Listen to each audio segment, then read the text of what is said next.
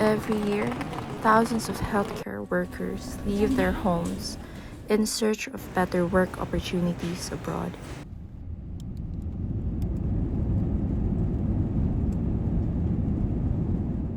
One, two, three.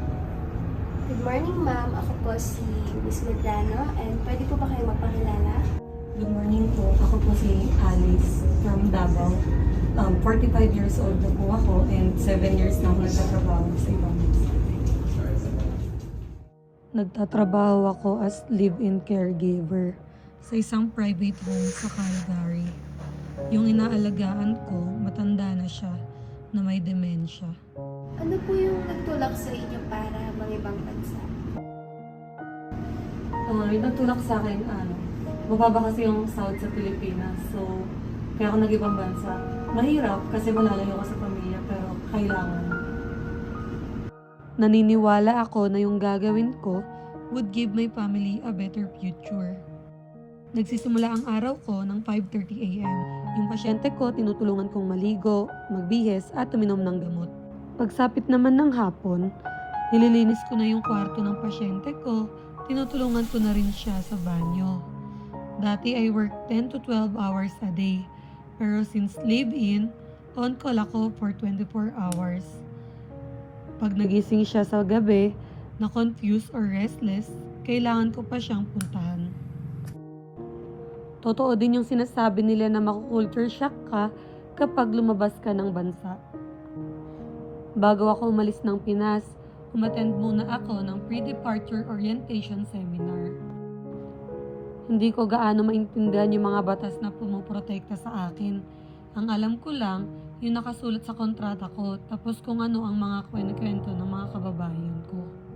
Hindi rin maiiwasan yung magtrabaho na sobra sa oras, tapos walang OT pay. Takot ako magreklamo kasi ayoko mawalan ng trabaho. Kaming mga migrant workers, nakatali yung visa namin sa employer, kaya pag-assert ng rights ay risky.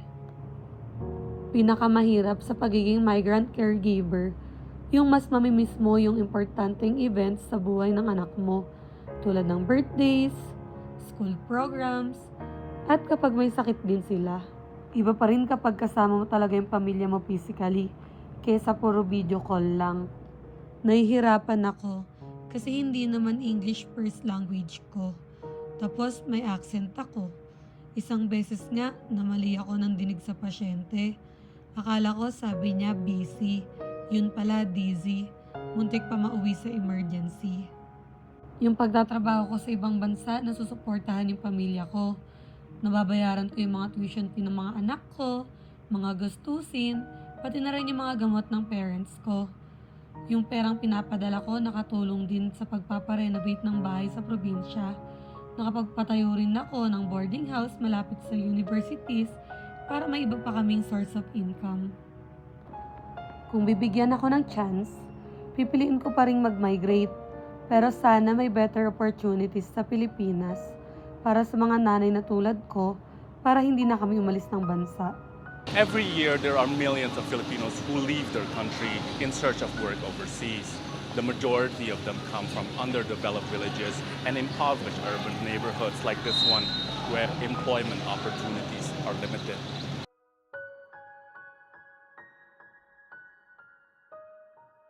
Hello, I'm Camille May Casala from UAE. I've been working in the UAE since 2017.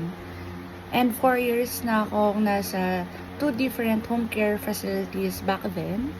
And since 2022, nandito na ako sa Cleveland Hospital. So do you think the work of caregivers and domestic workers are being recognized appropriately? Para sa akin, hindi. Kasi marami pa rin sa kanila yung hindi nakikita yung responsibility na dinadala nila. Marami pa rin hindi compensated ng ayos kahit super dami nilang ginagawa sa work. Pero walang choice eh. Kailangan pa rin magpatuloy ng mga domestic workers kasi maraming umaasa sa kanila, yung family nila.